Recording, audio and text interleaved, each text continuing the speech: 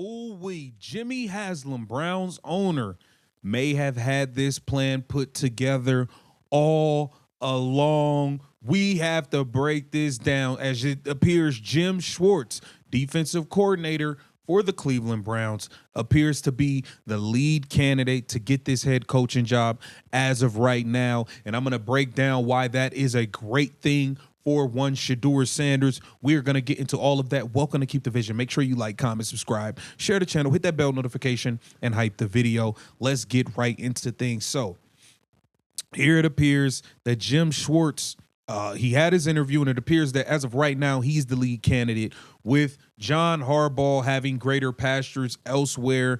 John Harbaugh wants $20 million a year, plus he wants full autonomy over the entire organization, which means he wants to get rid of his Andrew Berry. He wants to bring in his own GM, and he wants to have final say over the roster and things like that. Jimmy Haslam already let it be known Andrew Berry isn't going anywhere, so you can forget about this whole John Harbaugh thing. Forget about it. Jim Schwartz, I know the Browns have interviewed another D coordinator, but why bring in another D coordinator when you already have Jim Schwartz, who is giving you a top 5 defense pretty much every year with what he's done? And your best player, Myles Garrett, believes in Jim Schwartz, trusts Jim Schwartz, trusts his scheme and all of that. And Jim Schwartz has already seen the quarterbacks in the room that he's gonna have to work with, because the fact of the matter is you're not getting Fernando Mendoza. He'll be gone to the Raiders. Dante Moore probably going back to school, and he's not worth it anyway. Ty Simpson is not worth the top 10 pick.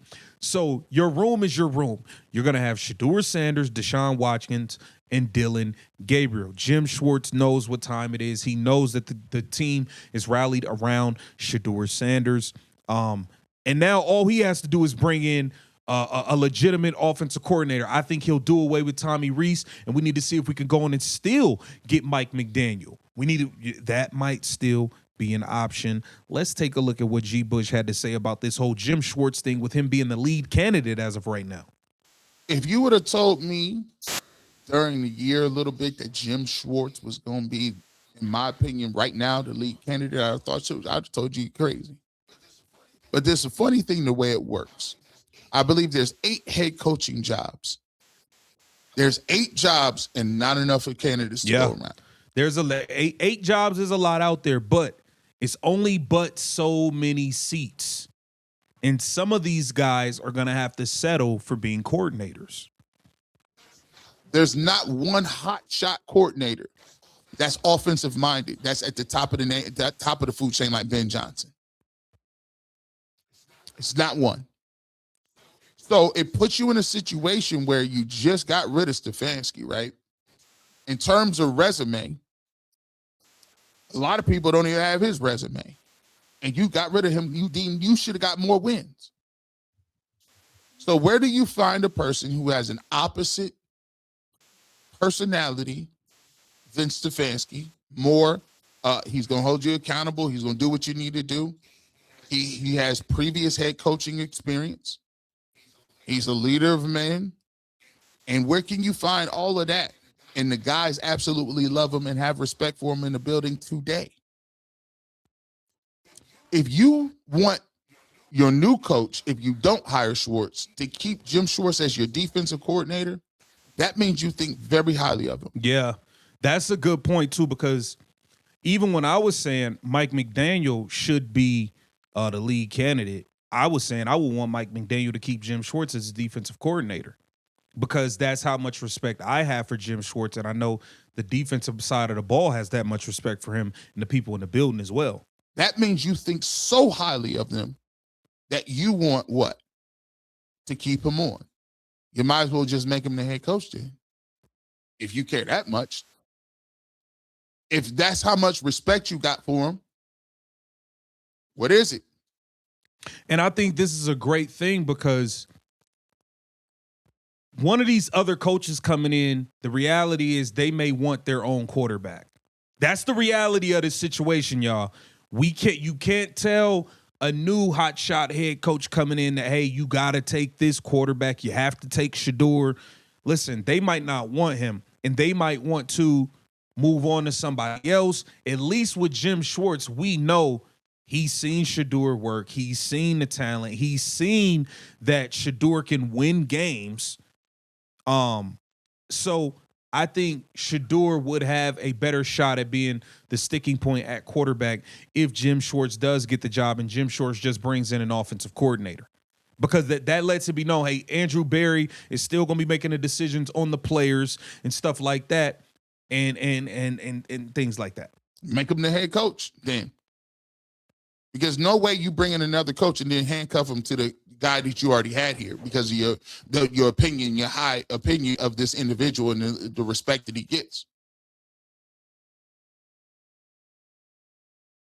Here's the slam dunk reason why, if don't nothing change, he's definitely the leader in the clubhouse right now, the way I see it. Now, I could be wrong. I'm not getting no information from nobody. I like Flores. Flores was my number one candidate. I'm with Flores too, but I think Flores brother got options, man. That's the thing.